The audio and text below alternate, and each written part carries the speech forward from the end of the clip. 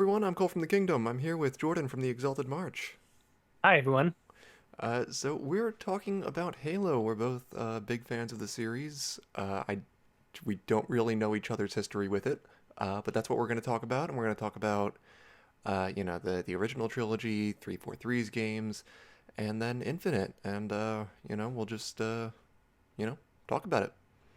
Yeah, I'm as a Halo fan, I'm really excited for where the franchise is overall, and I don't recall exactly how you and I got to this point. I guess maybe I mentioned it while we were playing D&D and you kind of picked up on it. Was that Yeah, where it started? yeah. I think you said you were interested in Infinite coming out, and I was like, oh, I didn't know you were into Halo, and so Yeah, yeah. turns out we're both big Halo fans, I guess. hmm I'm trying to work my way through the books right now, but I started. Ugh, this is embarrassing, but I started with three because I saw my brothers playing it.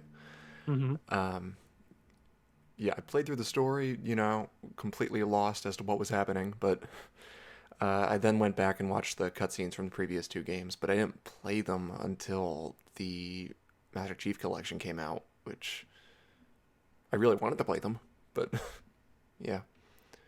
Yeah, Uh, there's no shame in that. I mean, the more these franchises elongate as far as what their total lifetime is, we're gonna have franchises that are 20 years old, and it's like not everybody's gonna have started those when they started. mhm.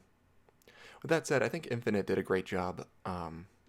Where if you were just coming into the series, you could pick up what was going on.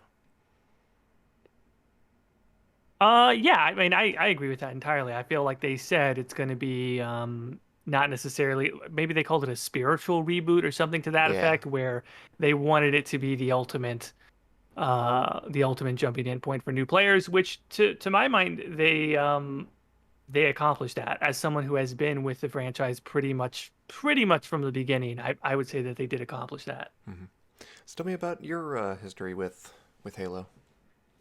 Oh man, Halo is in a lot of ways it's like my first love because hmm it's really the first game franchise that I kind of called my favorite franchise. I guess maybe KOTOR is in there as well. Mm. But it even predates Mass Effect for me, which I think, most people listening to this know me from Mass Effect content from my YouTube channel and podcast. And I'm very proud to be in the competition for biggest Mass Effect fan, which you're probably competing with me on that. But Yeah.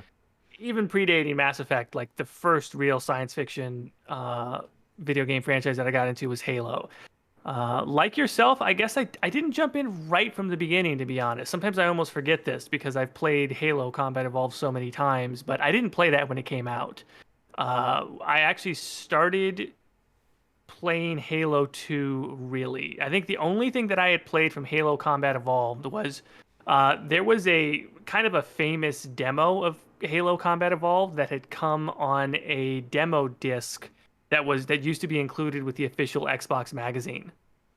Hmm. This is kind of like a throwback for some people, but one of the first ways that people got demos on consoles in the Xbox and PS2 generation was with demo discs. So if you subscribed to official Xbox magazine when you got your magazine, it came in a package that had a demo disc. And I think maybe like, what were some of the other ones that came on there? I'm spacing on some of the other ones, but there was a pretty like well-known demo disc that included the was it Silent Cartographer or the level before that in Halo Combat Evolved? And that's the level that was actually my first ever experience with Halo. And then following that, it was Halo 2. And once I played Halo 2, that made me want to go back, get the original Halo, and I've played every one on the day it's come out since then. I mean, Silent Cartographer is a fantastic entry to the whole series. Yeah, I, Um, I think I think not surprisingly why they threw that on the demo yeah. because that was an awesome demo to play. hmm Right. So I guess I mean I agree. Halo was for me the first big science fiction and even the first shooter game and franchise that I fell in love with. And of course now Mass Effect's taken the throne for me.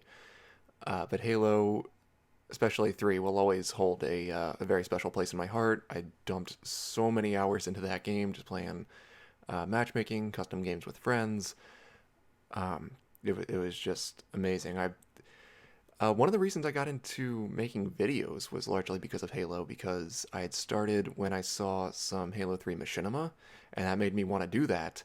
And I guess from there, it just inspired me to get more and more creative with games.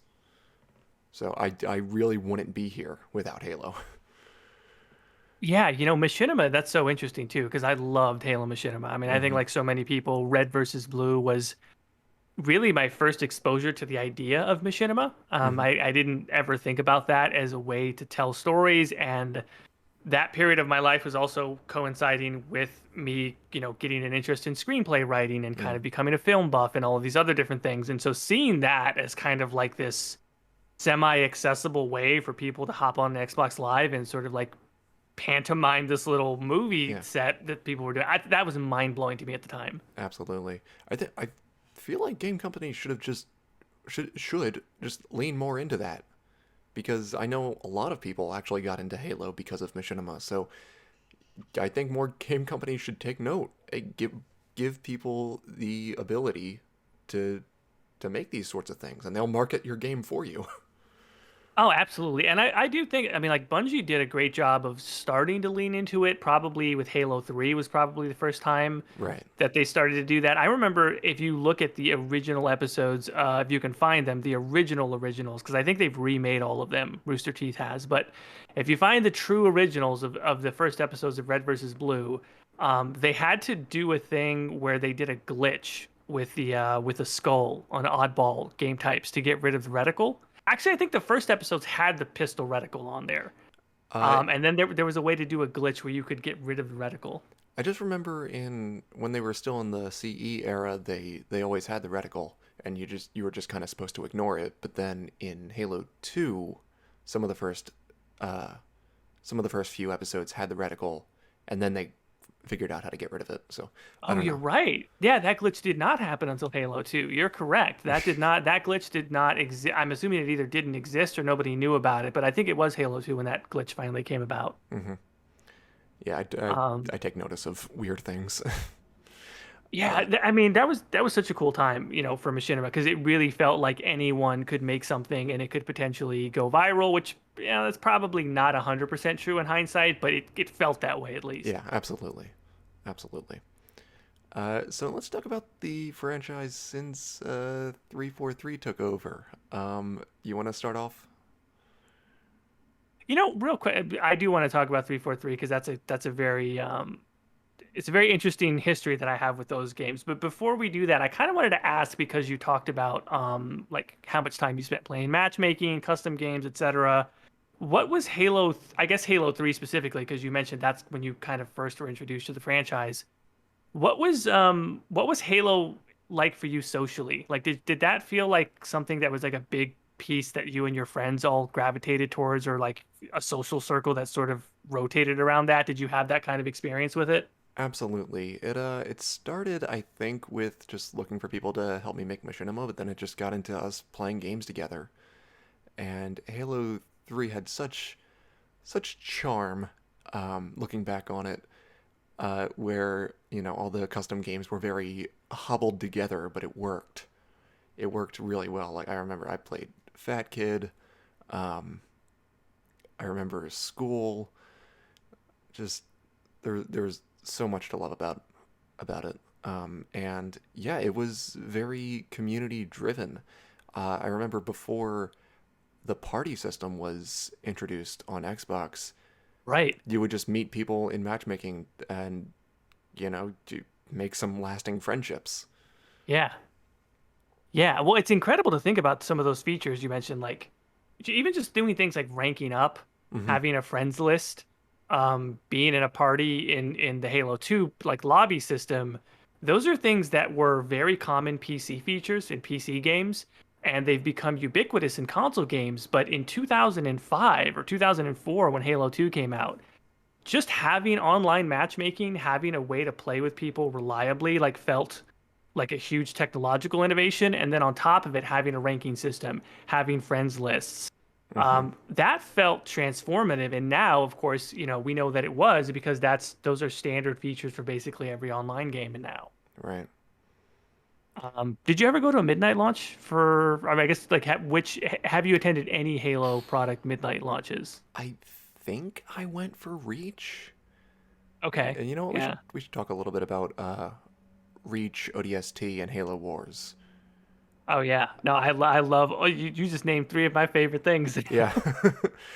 I loved Reach. It didn't have, maybe it's because it came after the party system was implemented on Xbox, but it didn't have that same charm that Halo 3 did, as far as, custom games and meeting new people. But it still was a lot of fun. I still really loved the story. Uh, yeah. What about you? Reach, I mean, I love Reach. I think there's a very good argument that when you look at the core gameplay model for Halo, that Reach is maybe the best one because it's Bungie at the end of, at the end of their reign of Halo, and so I Mm-hmm. think it's sort of like the perfected Halo formula in a lot of ways. I love equipment. I know some people kind of hated the equipment that Reach added. I thought that it's worked rather seamlessly Mm-hmm. with a you know an expansion of what we had seen from the gear on Halo 3 and things like that. So from a gameplay standpoint, I love it. I think the story is to date, I think it's the best story about a group of Spartans, which is really, I have a video on my Yeah. channel that's kind of about that. But like, I think it's the best story about a team of Spartans, and it's the best story that sort of dispels the myth that sort of comes up around John, around Master Chief in particular, that like he's an automaton, he's not an interesting character, he doesn't have any personality.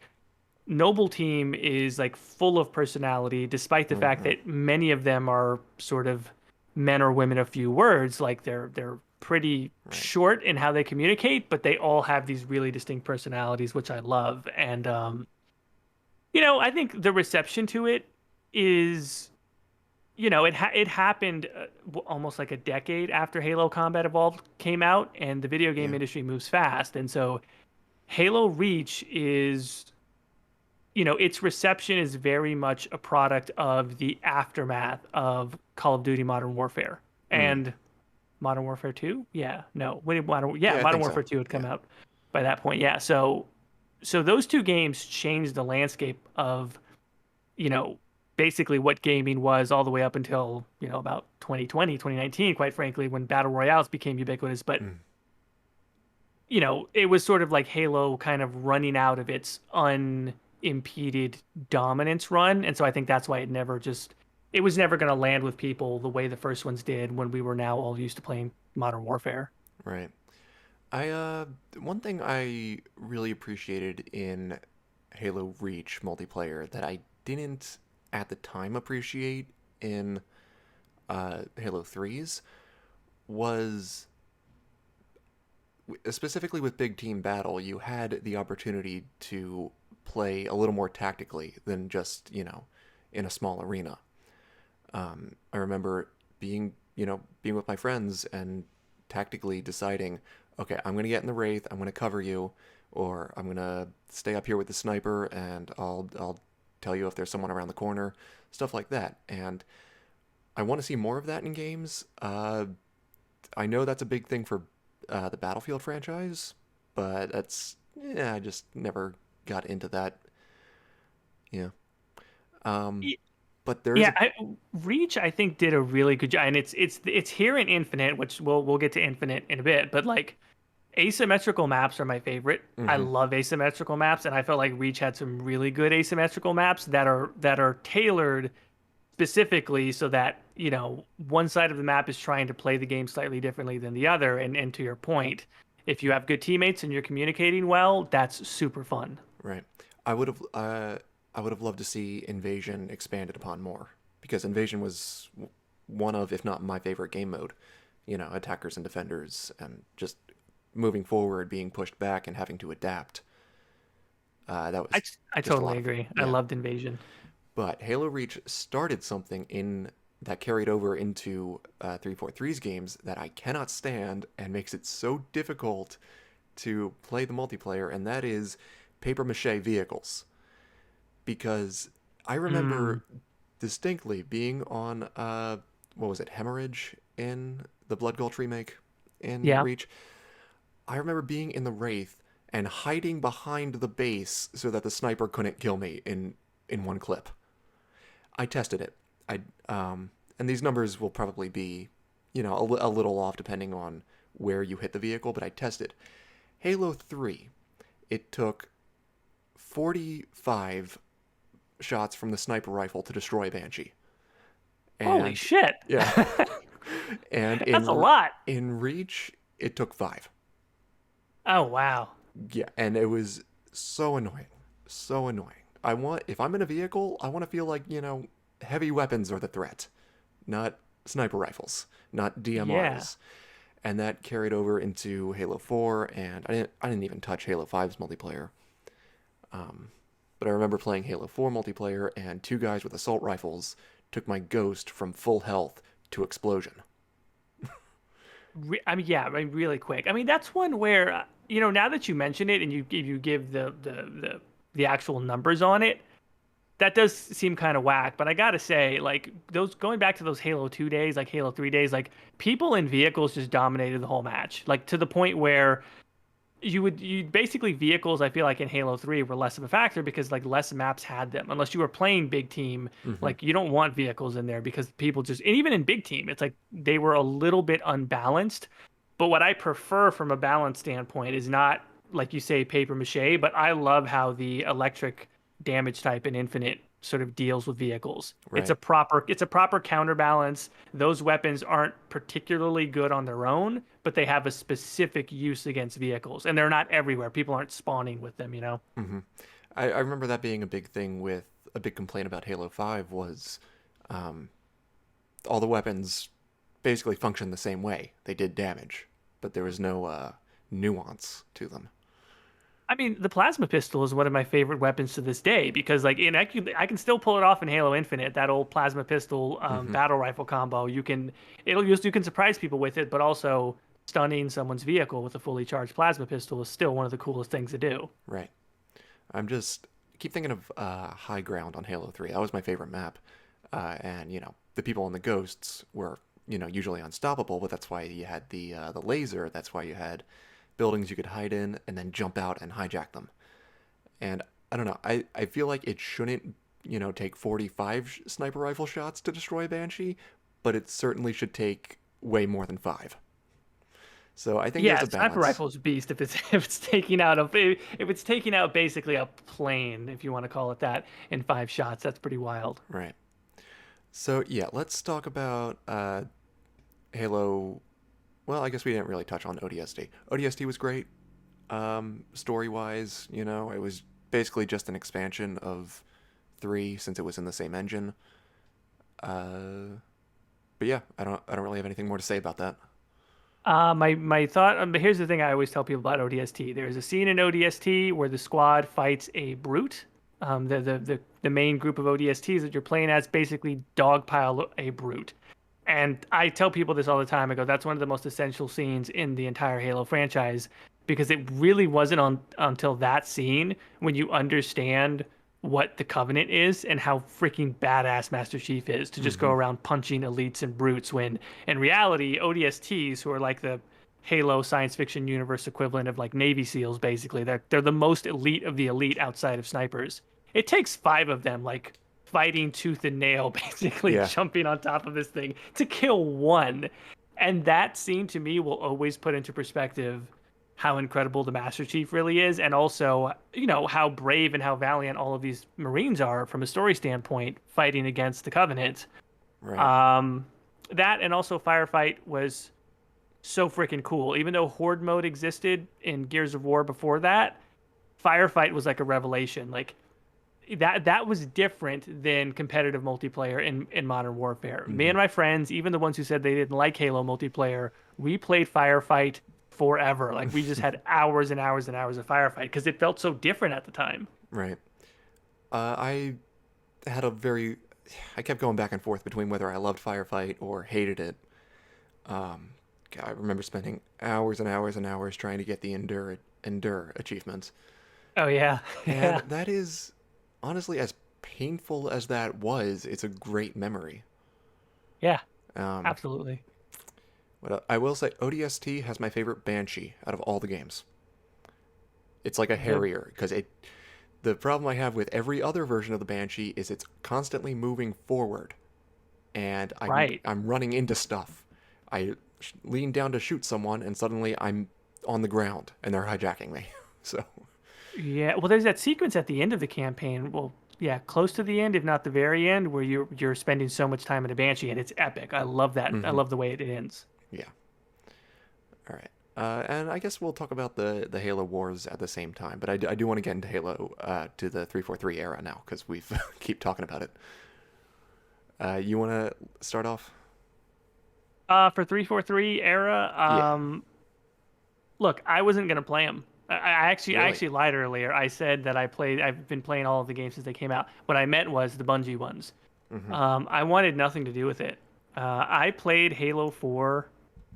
Like I think I bought a used copy or maybe rented it somewhere like a couple years after the game hmm came out. Like it was we were probably closer to the release of Halo 5 by the time I actually played Halo 4. I had no intention of playing it. I knew nothing about the story. I wasn't trying to avoid spoilers or anything. I was just basically going to pretend like it didn't exist. hmm To me, Halo ended with, well, it ended in some sense with Chief going in and saying, "Wake me when you need me." Of course, there was still, Reach and stuff after that, but like I didn't want a non-Bungie Halo game. I delayed it forever and ever, and I don't remember what specifically changed my mind. I don't think anything specifically changed my mind, except I just decided, what the heck? I guess I may as well just give it a shot. And so finally I did. And from Halo 4, I thought that they did a really good job. I think there were things about it that frustrated me. I think that there were things about some of the new enemy types that I thought didn't fit. Some of the new weapons I thought were weird. Some of them I liked. Um, but walking away from it, I felt satisfied that I had had a Halo experience, even if it wasn't quite the one that I was used to. I felt like it deserved to be called Halo, and that was huge for me because I didn't think they would get to that. Mm. I Uh, remember I bought it when it first came out because when I was first told about 343 Industries, I wasn't really following the news articles or anything. I was just, you know, word of mouth publicity was my exposure to it. Um, and the way it had been told to me, probably incorrectly, but was that a lot of Bungie employees were moved over to 343. mhm. Um, and so I still felt like, okay, well, it's it's largely just Bungie under a different name. I doubt that was true. And the other reason I got it was just out of an obligation. I felt like I owed it to Halo to try it, Mhm. and I hated it, start to finish. I hate it. I cannot stand Halo. Okay, that's not, I can stand it, but oh god, I don't like it. I really, really, really don't like it, and it comes down. There's a lot I don't like. I don't like the complete lack of an explanation for why Chief's armor is different. I know there is one, but it's not in the game. It's not Right. spoken. The Forerunner stuff, obviously over designed. The Covenant enemies, I don't. It was just so ugly, so hideous. The redesign that I can't understand why they did that, and I feel really bad saying these things because I know people worked really hard on it. Right. Um, but this is just how I was feeling. Um, what really got me was that there was no explanation as to why we were fighting these Covenant. There was in Spartan Ops, as like the Jewel Dama and all that, but just playing the main story, I kept wondering why am I fighting elites again? Early on in the game, Chief he asks Cortana what that was about, and he's like, "I thought we had a truce with the Covenant." I'm sitting there like, why would you think that? The last we saw of the Covenant was us killing Truth and then firing the Halo ring. We never negotiated any kind of truce. Unless he Oh was wow, you're right. unless he was talking specifically about elites, but that wasn't a truce. That was an alliance. So Right. and then with the Cortana stuff and the Didact, I felt like The didact. the Didact deserved more. He deserved more screen time. He deserved probably more games.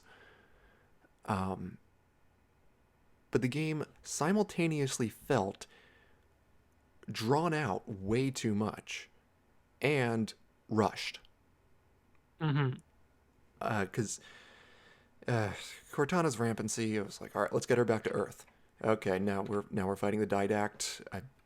Um, we're fighting. It felt so. A lot of it just felt so pointless. Just drawn out, and by the end, Cortana's dying, and I'm like, oh, I guess that was kind of fast. Yeah, Cortana dying was the part that made the least amount. That entire final sequence where she becomes like, I don't know, physical, or she's using Mm-hmm. light to whatever control the Didact, and then there's this explosion, and she's like, "Well, I'm dead, but you're not." I get it, Dyson sphere, whatever, but like that's hard to communicate, like such a heady concept that kind of bends reality. And they're like, well, this is why this beloved character, which everyone has loved for all these games, is dead. Say your goodbyes in this weird sort of, yeah, I don't know. That scene, although I accepted the Cortana death, which is weird because apparently nobody else has. Halo, the franchise, hasn't now, as we know. But I just thought it was handled very weirdly. Yeah, I also didn't like how Cortana seemed kind of like a little more childish than she did in previous games. Was that is In that four, just you me? mean? Yeah, is that just me? No, I think you're right. Because by Halo 3, she was very sort of potent. Like she was very formidable as a Mm-hmm. character, and having her interactions with the Gravemind and everything like that. I think that made her very formidable and very sort of weathered. And so I agree. I think that Cortana's demeanor in 4 kind of falls under the category of a lot of the other things that you mentioned.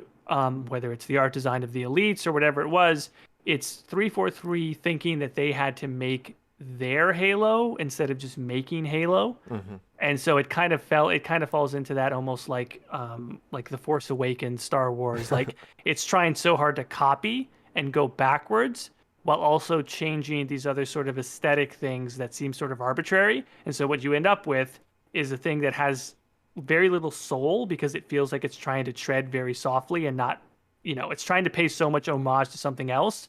But then here and there, it takes liberty to just change these sort of little details, and you go, why? None of this feels like it fits together. Mm-hmm. So let's talk about the almost universally despised Halo 5. Halo 5. Uh yeah, it's not good. It's not, it's not great. It's really not great. While Halo 4, I have some, like, I'm not quite as down on it as you are. I think it definitely has flaws, like I just mentioned, but I'm sort of willing to let it into the family. Halo 5 is definitely the one that I'm willing to disown. Mm-hmm. I think right from the jump, they mess up very badly when they do this thing where it's like, if you're a hardcore Halo fan, and I know we've kind of brushed by the topic of the books, but I know you've mentioned you're reading some of the books. I love a lot of the Halo books. I've Mm-hmm. read all of the Eric Nyland novels multiple times. I've read, a few of the newer ones that are sort of in like I guess you could call it the newer era of Halo novels. I've read some of those and really enjoyed like Silent Storm and some of those. Um, but for those who are fans of the novels, we have been waiting, it felt like a decade to see Blue Team or Yeah. more. Right? Like it was so important to us to finally see them fighting alongside Master Chief, and it's like right from the get-go and Halo 5, it feels like they were kind of getting that right, although the depiction of Blue Team is, that's kind of its own thing you could criticize, but okay, like the opening mission, like fair enough, like that's fine. But then as soon as you get to, whatever, what I don't even remember their name anymore, the other squad, Mm-hmm. of Locke's team and everything, that over the top, like super bombastic, like Avengers style intro to them is clearly meant to send a message of like, forget those old slow Spartans. This is the new, better Spartan team. And you're just sitting there like, I don't fucking know who any of these people are. I don't give a shit about any of them except for Buck. But that's like a loophole. It's like the rest of them, you're just going, stop trying to obviously make this group look cooler than Blue Team because they're not, and you should have made Blue Team look cooler. Oh god, the Spartan Fours as a whole. I mean, they've been picked apart a lot. Yeah. Um, the with Locke and most of his team, there was no personality. He was Yep. cardboard. Right. And I mean, right from right from when they announced there's a new playable Spartan. I'm like, I don't want to play as I don't want to play as someone who's hunting Master Chief. Yes, exactly. I don't care how like I've been told. I haven't seen whatever other media he's in, but I've been told Locke has a really great backstory. But yeah, in the game he was cardboard. Um, I love I've loved Buck since ODST. I think he's a Hmm. great character. I liked Vale, and you know, but as a whole, none of them got any real development. And neither did really Blue Team. They didn't get enough screen time. That said, as a whole, I think I like 5 more than 4. I don't know why. I think it's because the story is like it feels less drawn out. It's not a better story, don't get me wrong, but it Hmm. feels less drawn out and less rushed. Oh, Um, that's interesting. You might be one of the few people I've yeah, heard who likes 5 over 4. Either people hate them both equally, or they're like me, where they kind of give 4 a little bit of grace. yeah. No, I mean, don't get me wrong. It still sucks. Like saying it's Yeah. better than 4 is not saying much at all. Right. Okay. Yeah. Um, to me, apologies if I'm offending anyone. Um, I don't mean to, especially the people that worked really hard on these games. I really don't mean to insult you. We're always allowed to say we don't like the food. This is the new thing that I've started to talk about more and more because I have that same hesitancy to be like, it's weird. This is someone's job. If somebody had a podcast that talked about the quality of my work at my job, I would find that weird if Hmm. somebody just, but I'm not in the entertainment industry. The product of my work doesn't go out to the public in the same way. And so the analogy that I give is even if you're not a chef, you should still be allowed to say if you think the food tastes good. It's subjective. Yeah, yeah, and I mean, like, if I don't like the dish a chef prepared for me, that doesn't mean I don't like the chef. That doesn't mean I E- don't respect the work he put into Exactly. it. Exactly. Yeah. And yeah, a lot of people did not like the dishes of Halo 4 and Halo 5. I think that we could be here all day and talking about the reasons why. One of them, I think that I always kind of hone in on, probably more so for 4 than with 5, but I think it's a little bit in both of them, is that okay, so for instance, let me ask you, when you were playing Halo 3 in the first time or maybe in subsequent playthroughs, did you ever find like the terminals that were hidden in there? Did you Yeah, follow the hidden Forerunner storyline in those games? I was really young at the time, so I didn't read them. Um, I did later though. It's really interesting the Yeah, groundwork that they laid for like the librarian, the mantle of responsibility, the didact, all of these different things that were sort of set up. And I think Bungie even said, like, as they were handing the story Bible, as they were sort of handing over the reins to 343, they even made allusion to the fact that, like, if we were going to continue, eventually we would start to unravel more of this to the player. So it's not so much in the background. Eventually that might actually be the focus of it. And I totally agree because I was riveted by that stuff. Like I really felt like, especially because it's different on Legendary, like, when it was before anyone had just copy and pasted all the text onto a wiki, like I played through on Legendary, going and refinding the terminal so that I could see the additional content that's there when you play on Legendary. And it really felt like a mystery that was being unraveled by the player base. And it's like, wow, mantle of responsibility and like the fight, the ancient humans and like the disagreements between the Forerunners and all this, like that felt super interesting. So when Halo 4 was going to be about that, it just seemed like such a perfect fit. However, I don't know, that content is really dense, it's really hmm, convoluted, and it's really heady, and like there's a lot. It's not as simple as you're a space marine, you're stuck on this alien structure, there's the Covenant, there's the Flood, you have to survive, be a badass. There's a lot more to it than that, and I don't know that the average player I don't know that the average player wants that. And number two, I don't know that you can do that story justice in a linear action-based first-person shooter game, period. yeah. I agree. That stuff is really interesting, and I like it. Um, but at the same time, I get a little. I feel weird about it because when we're talking about like how the precursors created all life and the forerunners reseeded humanity after the firing of the Halos and all that. It kind of makes me feel like nothing else kind of matters. If every all the other problems we're facing just feel really small, but I know they're not. The Covenant had this huge genocide, but when compared to the Forerunner stuff, it just dwarfs it. And for me, the most interesting parts of Halo are the where we are now. Like, we're looking at the legacy of what the Forerunners left behind, rather than the story of why they left it behind. You know what I mean? Am I explaining that well? I think you are. I think this is the threat anytime there's the precursor race trope. I think like Mass Effect kind of avoided it in the original trilogy by limiting the Protheans. Like you have Javik, like that's cool, but it's Mm-hmm. very clearly limited. Um, you could make the argument that in Andromeda, depending on how you want to look at the precursor factor there, maybe it's not so limited or it's not so well contained. Anytime you have the precursor race basically coming back in a way, it's like, well, yeah, it's going to dwarf everything Mm-hmm. that you have going on in the modern, quote unquote, modern sense. Right.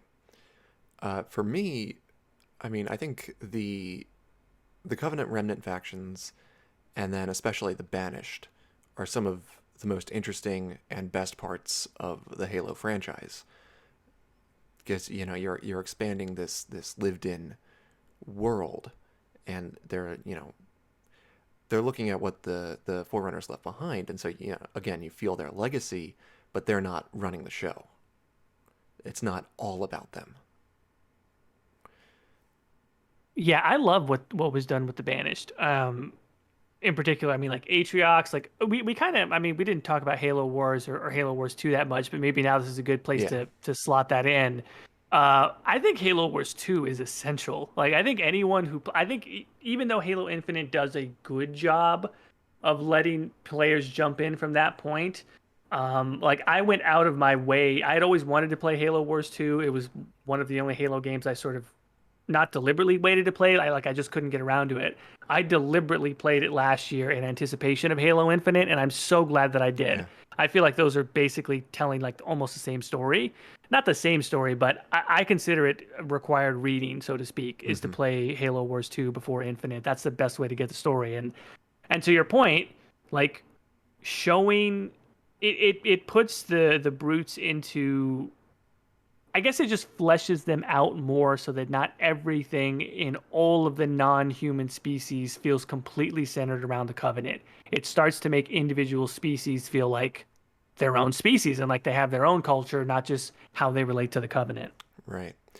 I played Halo Wars and Halo Wars 2 last year or the year before because I suddenly just got on a Halo kick and I decided to get back into the franchise because I was kind of out of it for a while after playing 5. Again, I only played 5 out of obligation.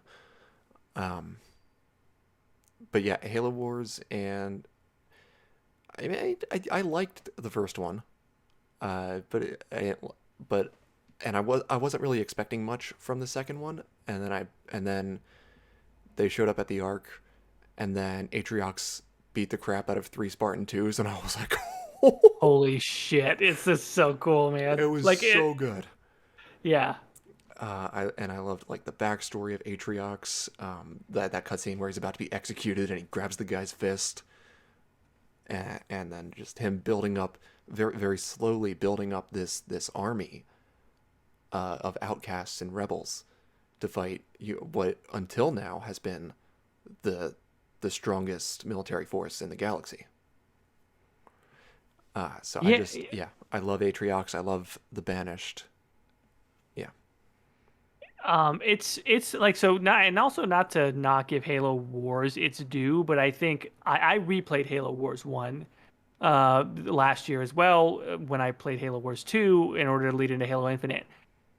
And I'm assuming you also probably played what's considered the remastered version now, because I don't even think you can get the original one anywhere. So that's great that they kind of did some basic touching up of it, like allowing it to run in higher resolution and frame rate, and maybe they touched up textures and things like that. But it still feels dated. I mean, that is Yeah. a 2008 game, I think, if I'm not Yeah, mistaken, 8 or 9. originally. Yeah. So like some of the cutscenes, I'm not gonna get into it, but like some tropes where you're just like, wow, yeah, that's how they wrote that character. Yeah.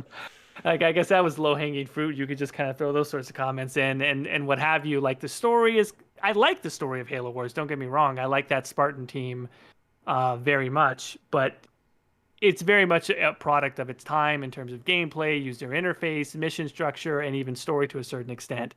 It holds up well enough, but it's not great. Then you jump into Halo Wars 2 and you're like, oh wow, this is incredible. Like this is the modern take on the Halo Wars franchise, and I absolutely love it. Hmm. I will just say this again to reiterate what you said. That cutscene with Atriox fighting three, like that is such a badass cutscene. Oh Like yeah. my blood was boiling as I watched it because I hated it so much because Spartans are not supposed to lose, and they're certainly not supposed to lose like that. But coming out of that scene, you're like, holy crap, that cutscene did exactly what it's supposed to do. It's supposed to make you fear Atriox and to want revenge, and the rest of the game just takes off from there. Hmm. I really liked. They redesigned some of the characters. Some of them worked well, like Cutter, Yep. and some of them did not work well, like Anders. Yeah. Yeah, let's just acknowledge that. I liked how they fleshed out Red Team some more. I'm really Hmm. hoping that for the future of the franchise, they explore Jerome and Isabel a bit like the new Chief and Cortana. I think that's just a good pairing, and it sets them up well. But yeah, I love Yeah. No, I yeah, agree. just the war on the Ark. Everything about that was very good, and I want to see more of it. Yeah, Halo Wars.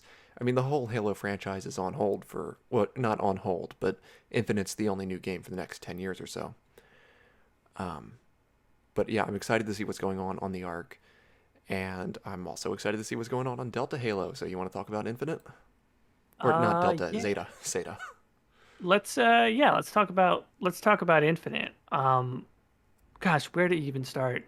Well, I think Uh, for me, first of all, I think Infinite completely redeemed 343 in my eyes. I thought a 100%. yeah, Yeah.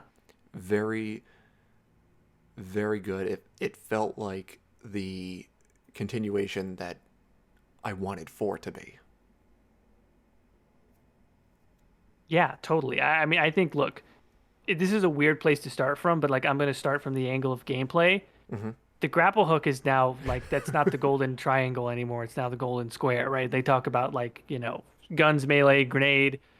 Now it's the grapple hook, right? Like that thing changes gameplay dramatically, and it probably took about 20 minutes for me to go, "Oh yeah, this is just Halo now." Clambering was already in there from 5, which kind of gave the game a little bit more verticality, but you combine that with the grapple hook and the way that Chief feels now, like he feels heavy but mobile, Hmm. and I'm just like, this is it. This is now the balance of what Halo gameplay is supposed to be. And then you like you get through those first couple of opening missions, you get into the true sort of open world, and now it's like, oh wow, like this.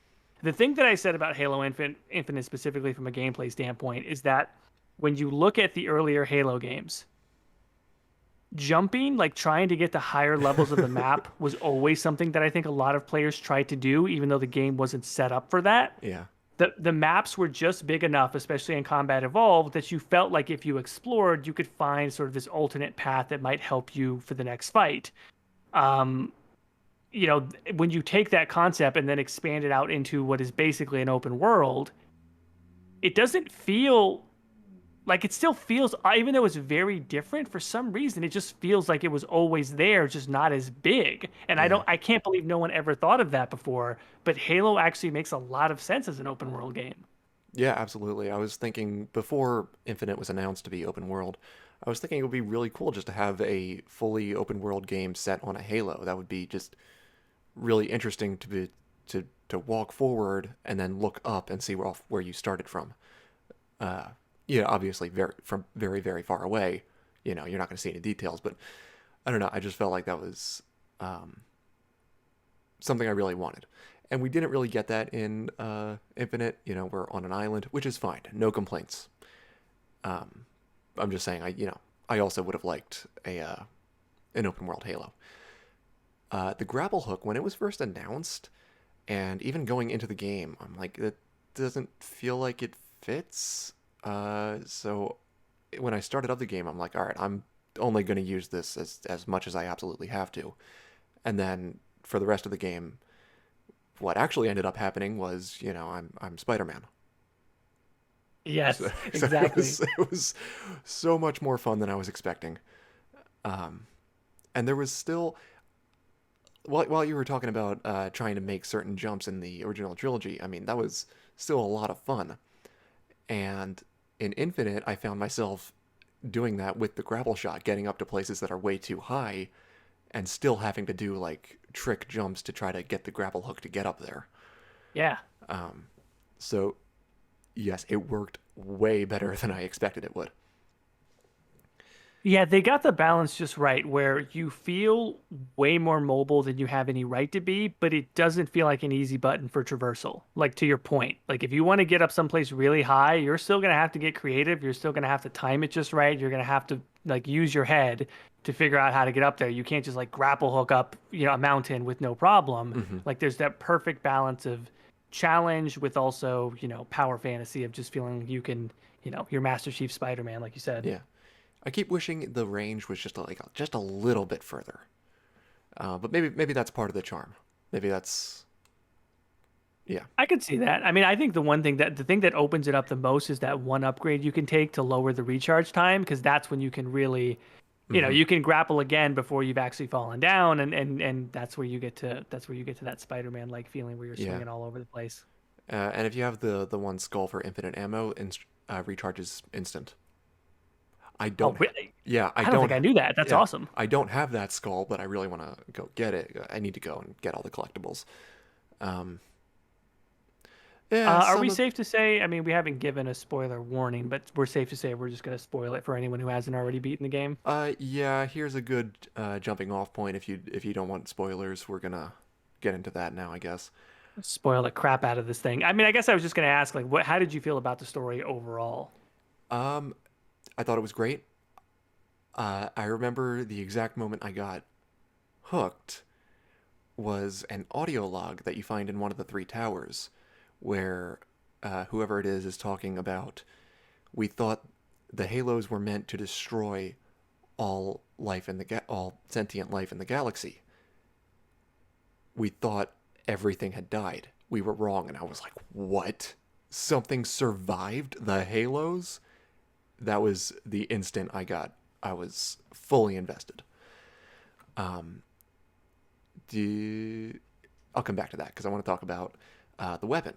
The weapon was a much younger Cortana that, unlike Halo 4, felt very natural. I really liked her. I think I like her more than I liked, original trilogy Cortana. She's she's just fun. What about you?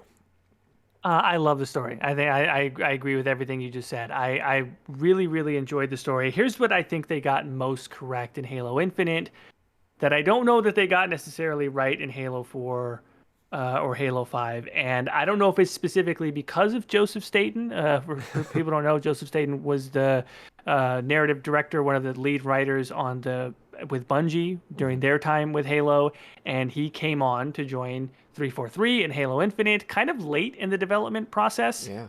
I know he wasn't the creative director. He didn't go and rewrite everything. He's been very clear about that. He was sort of like in a high level consulting role, but he did play through the campaign because it was playable when he came on, and he started giving them some notes. Mm-hmm. I don't know exactly what his contributions changed about the campaign. Maybe it was already going in this direction when he started, but he made a tweet on launch day that I loved so much. I'm going to read a little piece of it because I thought he so brilliantly summarized what it is that's great about Halo. I'm just going to read. So he wrote like a page, but I'm just going to read a couple of sentences from it. He says, while Halo has always been about combat, about stepping into the armor of a skillful sci fi super soldier with a powerful arsenal of weapons, vehicles, and abilities, Halo has also been filled with bright colors and epic vistas, with soaring music and humorous characters, and Halo has always celebrated heroism and hope, etc., etc. More than anything else, we hope Halo Infinite's campaign makes you feel like a hero who might be battered and bruised, but who always finds the courage to rise and fight and win. Mm, That is what Halo is about. absolutely. Halo is about, there's this scene in Halo 3 during the level called the Flood, where Master Chief fights all the way in to the corrupted High Charity to get Cortana out. If you play that mission on legendary difficulty, it's one of the hardest things you'll ever do. It's Yeah, so fucking hard on yeah, absolutely. legendary. And your thumbs are sore, right? The first time I ever played that on legendary, you get to that point and you're just like, I feel exhausted, and all Yeah. I'm doing is holding a controller. Like, how the fuck is Master Chief supposed to be able to do this? And of course, when Cortana says, like, you fought all the way in here to get to me, now we have to get out. Like, what's your answer? And Master Chief has one of the great Master Chief lines of all time. He goes, well, I was planning on shooting my way out, which is just such a very nonchalant Master Chief thing to say. And that's what Master Chief is supposed to do. He's supposed to make you feel less daunted by the most daunting things. It's dopey and it's cheesy and it's fake, of course, but that's what a great fictional hero is supposed to do. Is he's supposed to make you believe in the idea that insurmountable odds are supposed to be something that you can shrug off. Like Hmm. the fact, and they captured that, like time and time again with the pilot and Chief and the conversations with the weapon, like they captured that confidence that Master Chief brings to the people around him over and over again in Halo Infinite. And Right. I was smiling from ear to ear every time one of those moments happened, because I know, and true Halo fans know, and Joseph Staten knows, that's what always made us love the Chief and love Halo stories. Right. I've thought a lot about in general, I like more playing the everyman soldier in games. Hmm. Um, and so I kept thinking Spartans might be overpowered in a sense, but I still love Chief, and I was struggling to understand why. And you just explained it perfectly. I mean, he's like you said, you feel less daunted. Um, he inspires confidence. He inspires hope, and I think at the same time in Infinite they showed you more of his human side. He has a heart to heart with the pilot, where he talks about the things he regrets and his failures. Um, and that's not something we've ever really gotten from the Chief before, but it still feels very natural, and it feels very in character for Chief, and it just makes me love him more. Absolutely. Every time, like from the opening sequence to every time he finds a Spartan, like a fallen, a downed Spartan, and he'll have this moment where he's like very carefully moving a Marine out of his way when he's in zero G, or every time you find a Spartan who's been killed, like Chief takes a moment to like put a hand on the shoulder and like have a moment of remembrance and like pay some respect to Hmm. fellow Spartans or fellow soldiers who have fallen. And again, that adds depth to him. It humanizes him, but it's in no way contrary to what we know about Chief. Like he is the ultimate soldier, he's the ultimate warrior. It is softening him in a way, but it's softening him in the one way that everyone will respect, which is like paying respect to other fallen warriors. So Right. I thought that was a great way for them to do that. Yeah. I think in Halo 4 they tried to show us some of Master Chief's more human side, and again, it was just so rushed. I didn't feel it at all. I absolutely felt it in Infinite, and it felt very natural. Yeah, Um, very natural and very good. And yeah. and like it just made you, like you said, just made you love him more. Hmm. Um, let's see. What else? What else? I do want to just echo really quickly. I loved the weapon as well, and it's almost like, how can you say you love her more than like the original Cortana? But I felt the same way, and I almost felt guilty about it. I almost felt like, oh my God, why do I like her so much? She's just like spot on Cortana, but also she's her own person. Like she's not Cortana. You know what it feels like? It feels like Cortana's daughter is what it really feels like, which I guess is maybe the point. I'd go more But Little it's Sister, personally. okay. Yeah, you know what? Little Sister might be a more apt. And of course, like whether it's Cortana or the weapon, they're both based on Halsey, and so I Right. guess in a lot of ways it's the younger version of Halsey that maybe we never got to see, because Cortana was based on, I guess, maybe a closer to middle-aged version of Halsey, or I don't know, but like I felt the exact same way. Like I can't believe I like her as much as I do, and she was a perfect companion for Chief all the way through. Right. You were talking about heroism and insurmountable odds, and one thing I kept finding happening. This is not a complaint of the story. It's just something funny I notice. Um, Rescuing Marines, and then the Marines following you into banished strongholds. I'm like, get the hell out of here, morons! Go Yeah. back to a base. Get away from me. You're gonna die here. Yeah. Because one of my favorite things, like, they talk about it in Halo CE, building a resistance from the survivors from the autumn, and that's what I wanted to do in Infinite, and they Hmm. sort of allowed that of finding all the stranded Marines, rescuing them from banished camps, but then I want them to stay away from me so that I can go do that some more. Yeah, oh yeah, I mean, I had the exact same feeling as you, and even worse than that is almost every time I called in a vehicle to one of the bases, one of these poor sons of bitches would just go stand right underneath where the vehicle was going to get dropped. And I'm just like, what a way to go, man. What a way to go. But I mean, I feel like, same as you, right? Like it was great to be able to rescue them, but I felt like I wanted to protect them more and send them off somewhere. That's an instinct that I've had throughout every single Halo game. Like I always wanted the Marines that are following with you in the other Halo games to survive. They Hmm. basically never do, sometimes by design. But like I'm always rooting for them. I'm almost trying to protect them from that immersion story standpoint. And I feel like Halo Infinite got a lot closer to giving us what we want, but I would legitimately like you said, like they go back to a base or something, and maybe even like a little side storyline with a couple of named characters that you rescue. That would be really great. Hmm. Just something fun I like to do, like a made up mini game for myself in Halo 3 was at the start of the Covenant, you're dropped off with some ODSTs, and I made it my mission to get them to the very end of the level, or as far as they could possibly go, which was to the Citadel. And that was just always fun to keep them alive. Um, so yeah. Yeah, I did the same. I know that there are some sections like that in Halo 2, and it's if you can get them to that cutscene where they're basically gone after that, but you can presume they survive. Like that's the ultimate. That's the ultimate win. Yeah, you feel like a hero. And Yeah, that said, exactly. one of my favorite moments in the franchise is from Halo Reach, the mission Exodus, where you uh, right after George dies. Spoiler alert for a 10-year-old game. Or a 10-year-old game. Yeah. Yeah. Um, and you go into New Alexandria.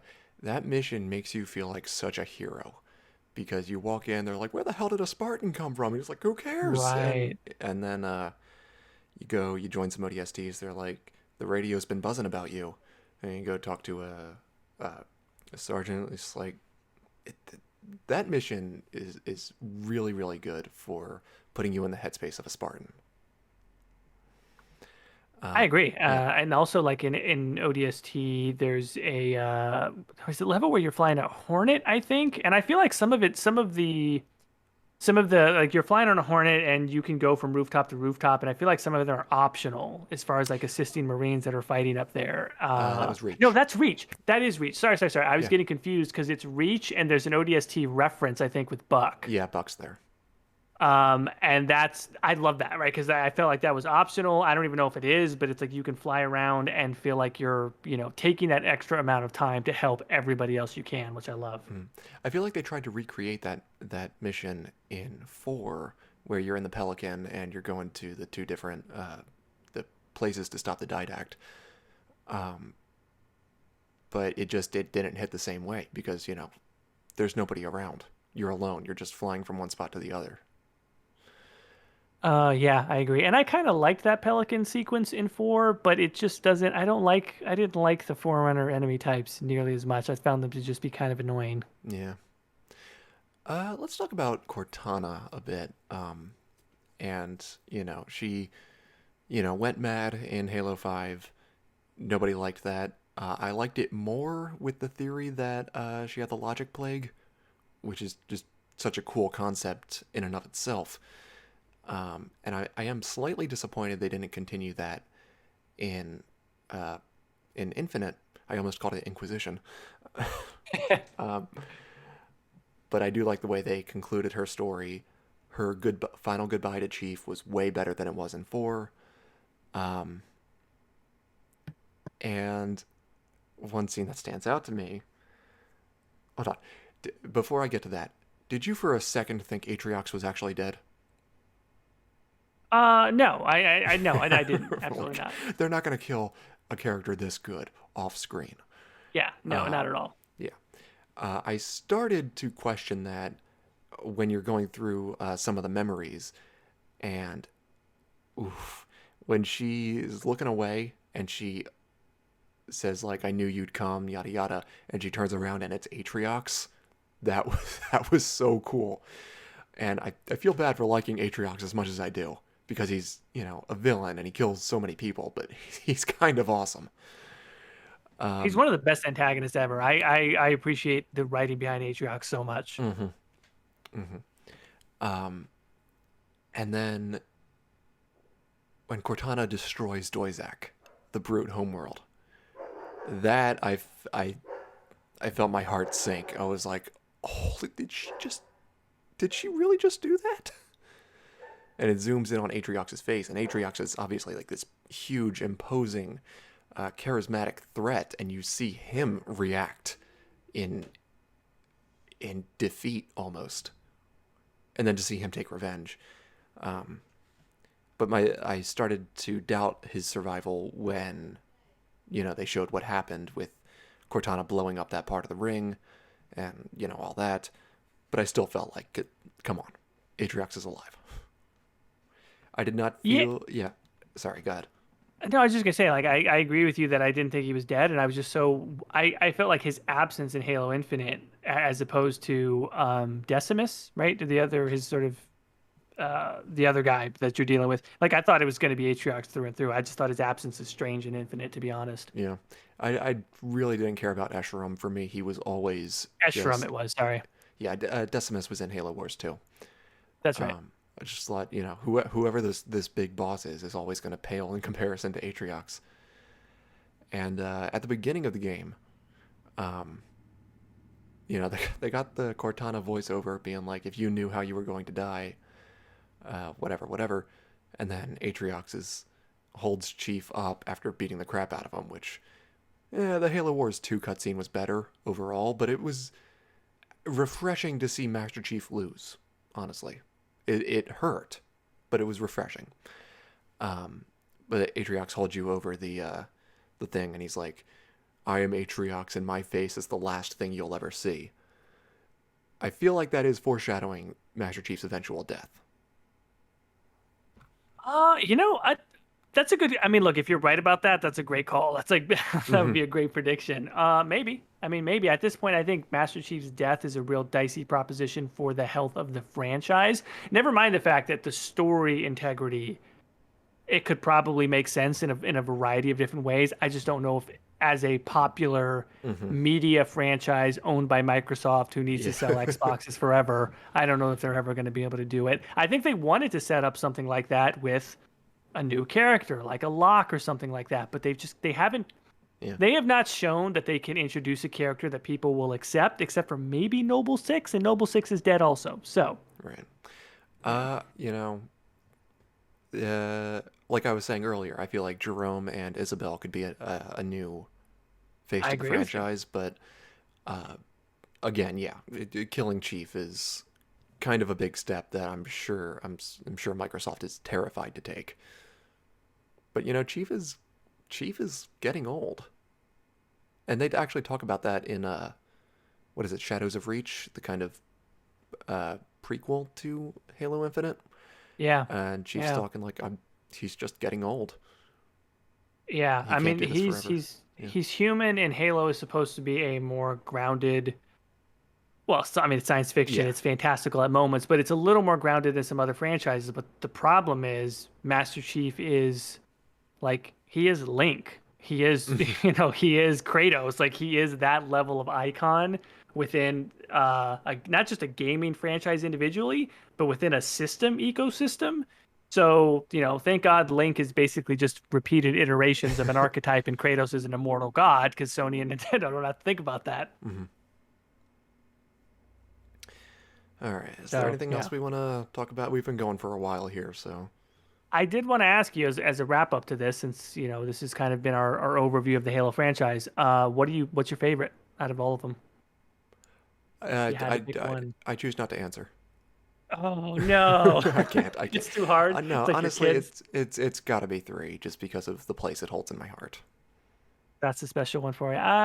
Okay. If I had to pick, I'm gonna go with three also, just because I feel like it is the definitive Halo, especially from a multiplayer experience. It's the one that I played. I'm not even joking. Every single day. Like I know Hmm. people say every day. This is not an exaggeration. Every single day, all 365 days of 2 years, maybe. Like every day, it was part Hmm. of my routine. Like I loved Halo 3 more than any other multiplayer game Right. that has ever existed. Yeah. I don't think. Let me just say, I don't think three is the best. I'm not sure any of them could be really called the best, Yeah, that's tough. but it's just the one that I hold closest to my heart. I agree with that. Three is my favorite. I think it's too hard to call any of them the best, but thankfully, I am so grateful to be able to say this for my own opinion and mean it. Halo Infinite is the best right now. Like in other words, it's exactly the type of Halo game I want to play today in a modern context, and that means that the franchise is in a very healthy place, which is awesome. Yeah, absolutely. One thing about the gameplay that consistently bothers me a lot more than it should, and I realize this is one of the most nitpicky things that you could have about the gameplay, but I am upset that you can't do wheelies in the Ghost anymore. I keep trying to Maybe get in a patch. I keep Maybe in a getting patch. stuck on rocks, and I keep wanting to go over them, but I can't. But yes, like you say, yeah, Halo Infinite is terrific. Completely agreed. Thankfully, we needed one. We needed a win for like Yeah. a few years now. Oh yeah. All right. Well, I guess that's gonna do it then. Thank you so much for joining me. My pleasure. Thank you for having me. All right. So in the comments, let us know what your opinions are about the Halo franchise and about the things we talked about. Yeah. I'll see you later. Bye. Thanks, everyone. Bye.